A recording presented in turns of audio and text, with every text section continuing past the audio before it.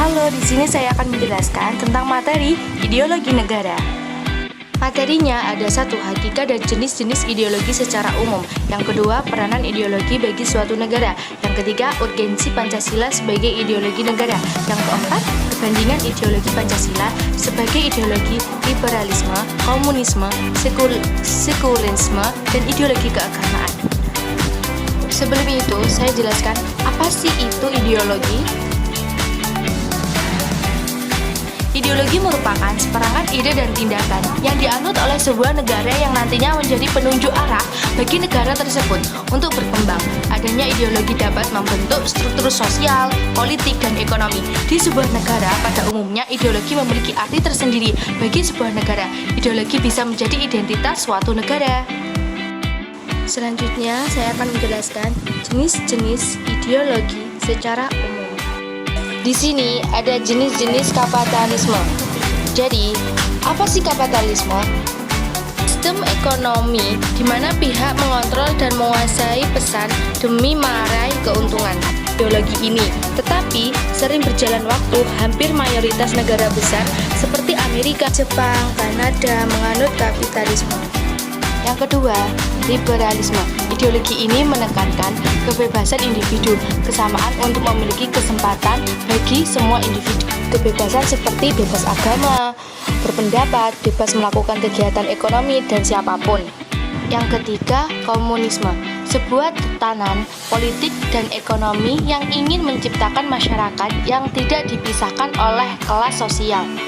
Jadi, pada dasarnya, komunisme tidak memandang adanya pemerintah, sektor swasta atau mata uang, serta kekayaan akan dibagikan secara merata kepada penduduk. Negara yang menuntut itu ada Rusia, Cina, Korea Utara, Vietnam, itu termasuk negara yang menganutnya. Yang keempat, sosialisasi, sistem politik dan ekonomi yang didasarkan pada kepemilikan bersama. Ideologi ini juga mengenal konsep kepemilikan kolektif atas alat-alat produksi. Yang terakhir, nasionalisme. Nasionalisme cenderung berfokus pada negara. Ideologi ini menekankan loyalitas, kesetiaan, dan kepatuhan terhadap negara yang juga memiliki kepentingan tertinggi. Jadi, peranan ideologi bagi suatu negara. 1. Menyatukan masyarakat yang beragam. Ideologi berperan penting dalam menyatukan masyarakat ini dengan memberikan titik temu yang bersama. Jadi, ideologi yang dianut oleh suatu bangsa bisa berfungsi sebagai pegangan bersama yang mengatasi perbedaan-perbedaan. Yang kedua adalah sebagai panduan kebijakan pemerintah. Ideologi seperti kapitalisme itu memandu bagaimana pemerintah mengelola ekonomi, layanan sosial, pendidikan, dan berbagai aspek lainnya. Yang ketiga, pembentukan identitas bangsa. Jadi ideologi ini adalah cerminan dari nilai-nilai, keyakinan, dan prinsip-prinsip fundamental yang terbentuk identitas suatu bangsa. Yang keempat, menentukan hubungan dengan negara lain. Negara-negara yang memiliki ideologi serupa cenderung memiliki hubungan yang lebih dekat, sedangkan perbedaan ideologi bisa menjadi sumber konflik. Yang terakhir adalah dasar hukum. Jadi, konstitusi dan undang-undang seringkali mencerminkan nilai-nilai dan prinsip-prinsip yang terkandung dalam ideologi. Selanjutnya, urgensi Pancasila sebagai dasar negara. 1. Sebagai dasar negara, Pancasila memiliki urgensi untuk memberikan arah dan tujuan bagi penyelenggara negara. Yang kedua, sebagai pedoman hidup berbangsa dan bernegara, Pancasila memiliki urgensi untuk membentuk karakter bangsa yang berkualitas dan bermartabat.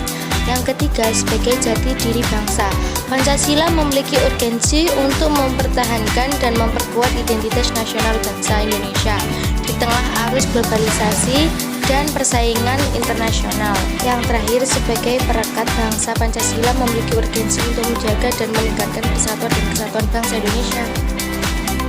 Selanjutnya, di sini ada perbandingan antara ideologi Pancasila dengan ideologi liberalisme, komunisme, dan lain-lainnya. Di sini saya akan menjelaskan tentang ideologi Pancasila dulu.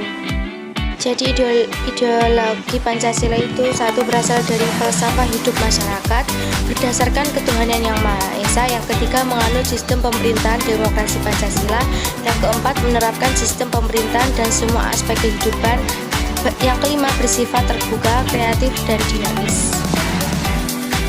Yang terakhir adalah dengan ideologi liberalisme, komunisme, sekularisme, keagamaan. 1. Liberalisme. Jadi, menguatkan kebebasan individu, hak asasi manusia, pemerintahan, dan ekonomi. Yang kedua adalah komunisme. Apa sih komunisme? Menganjurkan kepemilikan kolektif atas sumber daya dan menghapus jelas sosial, visi akhir menuju masyarakat tanpa kelas. Yang ketiga, sekularisme itu menekankan pemisahan agama dari pemerintah dan kehidupan publik dengan memutuskan bahwa keputusan politik berdasarkan pada pertimbangan rasional. Yang terakhir, keagamaan, menekankan peran agama sebagai panduan utama dalam pemerintah, hukum, dan kehidupan masyarakat, seringkali dengan mengintegrasikan nilai-nilai keagamaan dan struktur politik sosial.